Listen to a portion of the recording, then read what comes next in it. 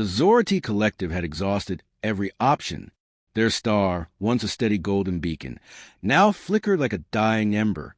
Radiation storms scoured their homeworld, and their last cities huddled beneath failing shields. The High Council had debated for cycles. Evacuation was impossible, their ships too slow, their allies too distant. In the end, they did the only thing left. They sent out a plea, a final scream into the void. The message was simple. A repeating loop of desperate mathematics, star charts, and a hauntingly clear declaration. Asterisk, we are the last of the Zorati. Our star collapses. If any hear this, help us.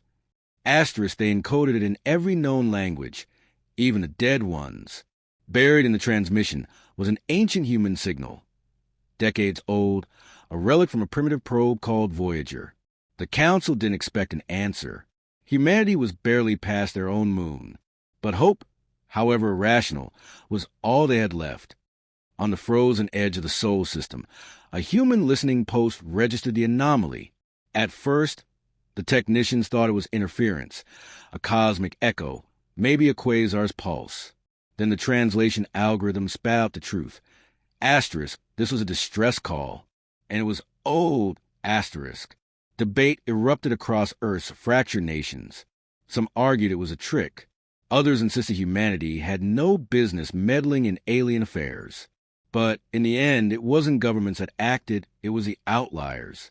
A coalition of engineers, ex-military, and rogue astrophysicists, funded by a reclusive billionaire who'd spent his fortune dreaming of the stars. They had one asset, an experimental FDL drive, cobbled together from stolen patents and black market salvage.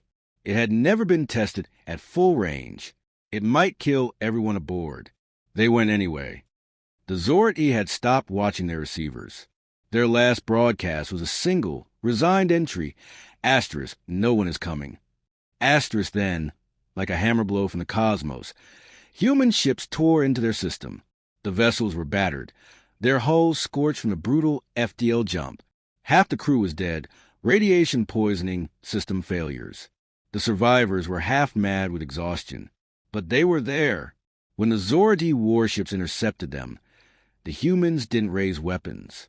They opened comms and transmitted a single phrase, repeated in broken but recognizable Zorati. Asterisk, we heard you. We're here to help. Asterisk, the aliens didn't understand.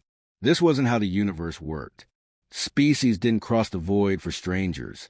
Not unless they wanted something. Then a human engineer, her suit patched with makeshift seals, stepped onto a Zorati station. Their atmospheric stabilizers were failing. She studied them for 3 minutes, then yanked out a damaged component and replaced it with a crudely printed replica, something she cobbled together from spare parts. The system whirred back to life. The Zorati stared. No one had fixed anything in years. They'd accepted decay as inevitable. The human wiped grease off her face and grinned. Asterisk, all right, let's get to work. Asterisk, the Zorati High Council watched in stunned silence as the human ships docked. Their vessels were crude, patched together with mismatched alloys and scorched shielding, yet they had crossed the void when no others would. The lead human envoy, a gaunt man with radiation burns creeping up his neck, stood before them and repeated the offer, asterisk, we can help. Asterisk, the Council's eldest, Vereen, studied him. Your species has barely left its own star. You have no Dyson arrays, no quantum stabilizers. What can you possibly do that we could not? The human didn't flinch. We don't know yet, but we don't accept that anything is unfixable. A murmur rippled through the chamber. The Zorati had spent generations perfecting elegant solutions, their technology honed to theoretical limits. Yet here were these humans, speaking of improvisation as if it were a virtue. The first joint operation was a disaster. The humans ignored safety protocols, jury-rigged power relays without proper shielding, and nearly caused a reactor breach. The Zorati engineers recoiled in horror. You're treating a stellar regulator like a broken ground vehicle. The human team leader, a woman missing 2 fingers to frostbite, shrugged. If it works, it works. And somehow, it did. The human slapdash modifications bought them 12 more hours before the next system failed. The Zorati watched in disbelief as the outsiders worked in shifts, refusing to rest, surviving on stimulants and sheer stubbornness. One alien technician, Kel, finally asked a question gnawing at them all. "Why are you doing this? We are nothing to you." A human engineer, welding a fractured coolant line without a radiation suit, paused. "You asked. That's all." The humans mask fogged as they laughed. "That's everything." The Zorati began to adapt, not to human technology, their own was superior, but to their mindset. Where the aliens saw inevitable collapse, the humans saw problems to dismantle. When the primary shield generator failed, the Zorati despaired. The humans dragged in a half-disassembled backup array from their own ship and fused it to the wreckage with molecular binder. "It'll hold for a week," the human mechanic warned. Vereen stared at the shuddering, sparking monstrosity. And then, the human grinned.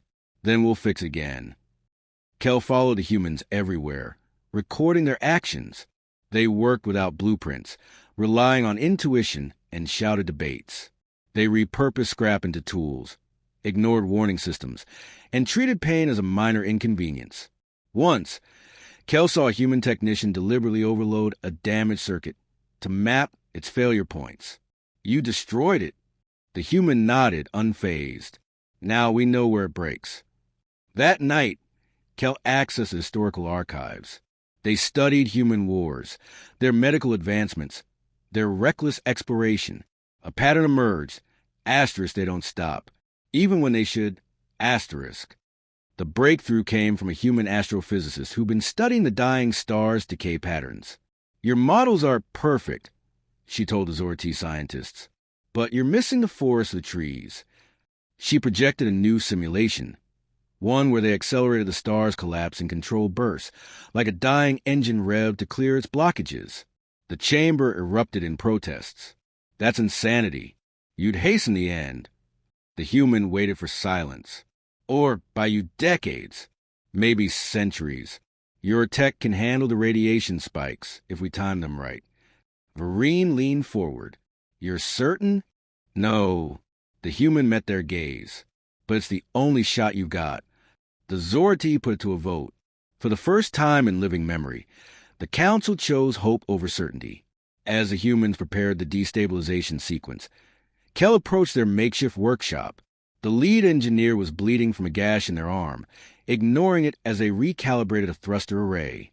Kel hesitated, then spoke in halting English. "If this fails, thank you for trying."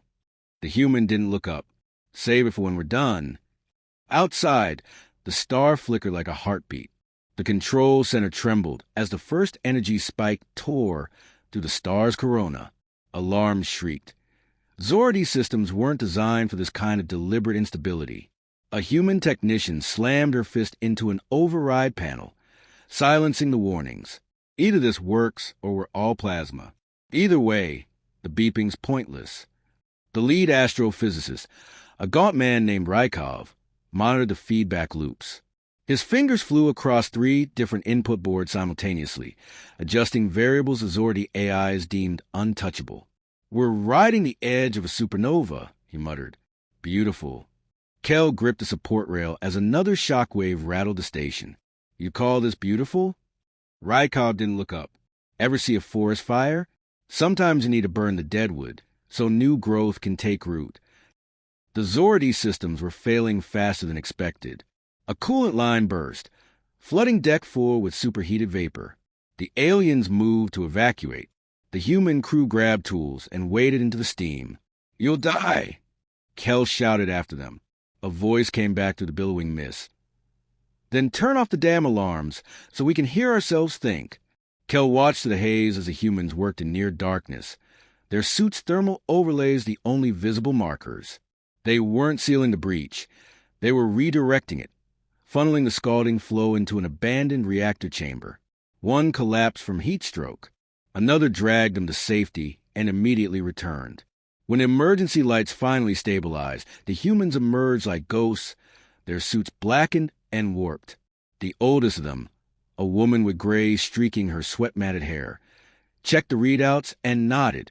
"Gives us another 8 hours." Vereen stared at the jury-rig piping. At what cost? The woman peeled off her ruined gloves, revealing blistered hands. Less than doing nothing. The star's instability peaked during the 18th hour. Rykov's projections had been off by 3.7%, a margin that meant the difference between containment and catastrophic failure. The Zordi system screamed warnings in 5 languages as the stellar core oscillations hit critical. "We need to abort," Vereen declared. Rykov was already moving. "No, we need to lean in." He grabbed a manual control module and jacked it directly into the primary stabilizer array, a connection so crude the Zordi systems refused to acknowledge it. "Override everything. Full power to the containment field." Kel translated for the panicking technicians. "He's going to collapse the field into the instability." The room erupted into arguments. The humans worked. When Rykov initiated the sequence, the station's gravity fluctuated wildly. 3 Zordi vomited from vertigo. A human engineer laughed wildly as she clung to a console. Now this is 0G improv. For 11 seconds, every screen showed chaos.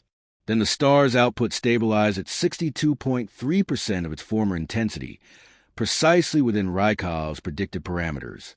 The control center fell silent, except for the crackle of overloaded circuits. Rykov wiped blood from his nose. "Told you it'd work." In the aftermath, the Zorti scrambled to adapt. Their elegant systems weren't built for human-style brute force modifications, but they learned. Kel watched as alien engineers began incorporating redundancy loops they'd previously considered wasteful. The humans, meanwhile, were already planning Phase 2. "Star stable, but it's a Band-Aid," Rykov explained, sketching diagrams in the air. "You need to start building orbital mirrors to compensate for the reduced output." Vereen studied the crude drawings. "That would take decades." The oldest human grinned. "Better get started then." Kel found Rykov later, staring at the star through a reinforced viewport. The astrophysicist's hands trembled slightly. Residual nerve damage from radiation exposure. "You knew this would work," Kel said. Rykov shook his head. "I knew it could. Difference matters. Why risk everything on a could?" The human finally looked at them. "What's the alternative?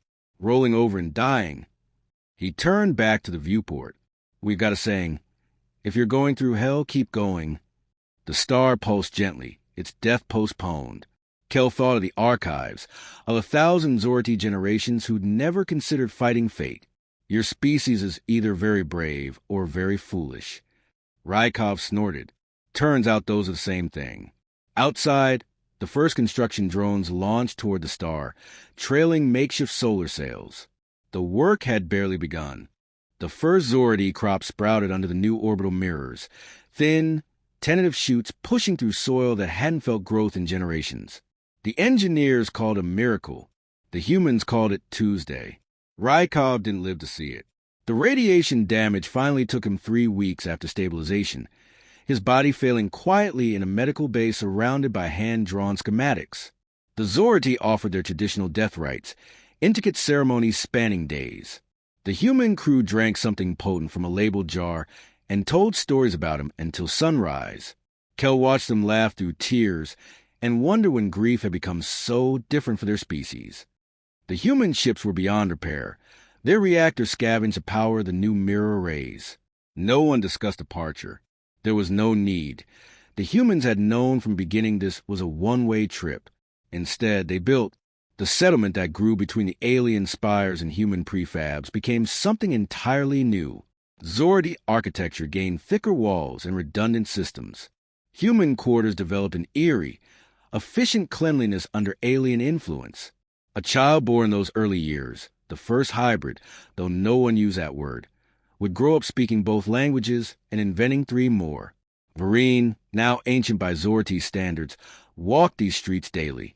The humans had given her a cane carved from earth oak, its surface notched with tallies marking each stabilized month. "You should rest," Kel told her. Vereen tapped the cane against a new foundation. They didn't.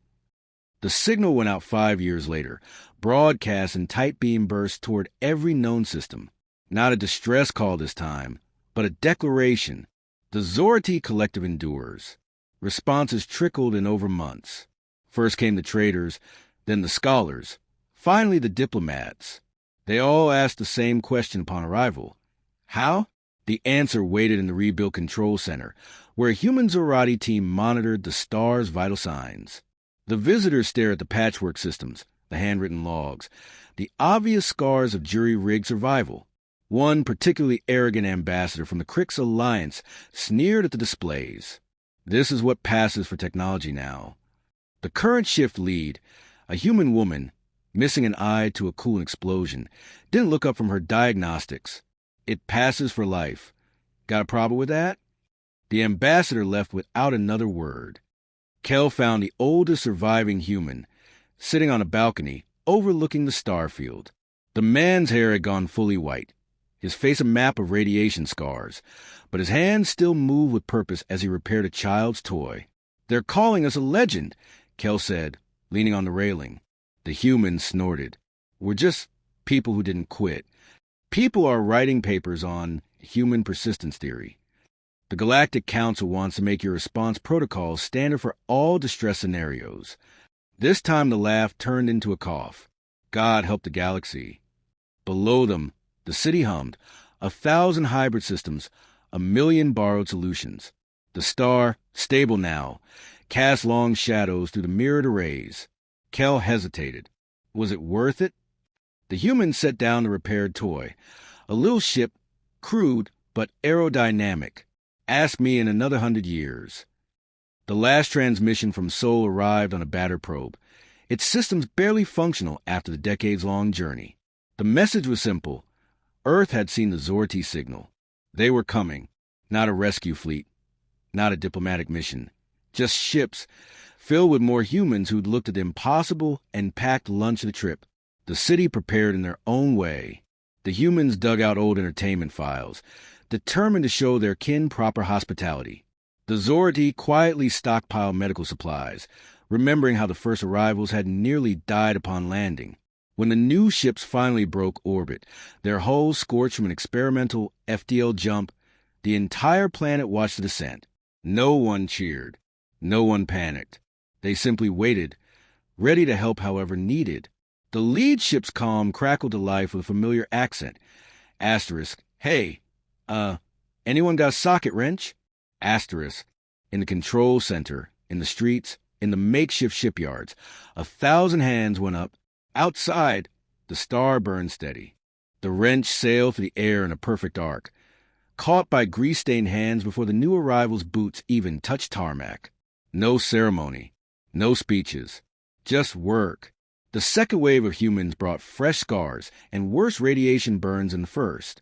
Their ships smelled of ozone and recycled sweat, their hulls patched with lunar regular composites that shouldn't have held together. The lead engineer, a woman with neural implants flickering behind one ear, surveyed the hybrid city and grinned. "Nice slum you built here." Kel, now wearing a tool belt that hadn't existed before humans came, tossed her a water canister. "Took you long enough." Earth's transmissions grew clearer over the months. Not all news was good. The home world had fractured further in her absence, nations scrambling to replicate the rogue team's FDL breakthrough. The first corporate colony ships were already en route to dead systems, chasing rumors of alien tech. The oldest surviving human from the original crew watched these reports with hollow eyes. "We cross a void to help. They're crossing to conquer." Vereen adjusted her oak cane. "Then we'll have to be louder." That night, the Zordi broadcast towers redirected power, not to send another distress call, but to transmit every schematic, every hard-won lesson, every scar earned in saving a civilization. Unencrypted, unlimited. The message header was simple. How TO fix a dying star, and other useful things. The first Crix warship appeared without warning, its polished hull a stark contrast to the patched-together orbital mirrors. Their demand was predictable. Surrender all human-derived technology. The Hybrid Defense Council, 3 humans, 2 Zorti, and 1 child who understood both species engineering better than any adult, met for exactly 6 minutes. Then they activated the planetary comm array. When the Crix commander's face appeared on screen, He found himself staring at a human welder calmly assembling what looked like a missile. "You have 10 seconds to explain why we shouldn't turn your fancy armor into scrap," she said without looking up. The Crick's ship powered down weapons within the hour. New arrivals kept coming. Not just humans now. Curators seeking lost knowledge, Tlek miners drawn by rumors of stellar engineering, even a ragged group of Kent refugees who decoded the open transmissions. The city's walls expanded outward in uneven rings, architecture blending into something no single species could claim. Kel found himself teaching human children to speak proper Zordi, while learning to swear in 5 Earth languages. The first hybrid child, now gangly-limbed and bright-eyed, followed both species engineers like a shadow, asking questions that made veterans pause. One evening, the kid rigged a power converter neither civilization had thought possible. It hummed between alien crystals and repurposed human circuitry, perfect in its imbalance. The human welder stared at it for a long moment before ruffling the kid's hair. "Yeah, this might just work." The star's 37 stability check showed something unexpected. Not decay, recovery. The force collapse had triggered deeper regenerative processes, buying not decades but potentially millennia. Vereen stood at the observation deck, her cane tapping the new data screens. "You realize what this means? We could rebuild everything. Properly this time." The oldest human shook his head. "Not rebuild." He pointed to where the hybrid child was showing Kent refugees how to graft solar panels onto crystal arrays. That's the project now. Outside, the mirrors caught the starlight, casting prismatic patterns across the growing city. Somewhere in the docks, someone was singing in a language that didn't exist before the sky burned. The star, forgotten for once, kept its own vigil. It would last. They all would.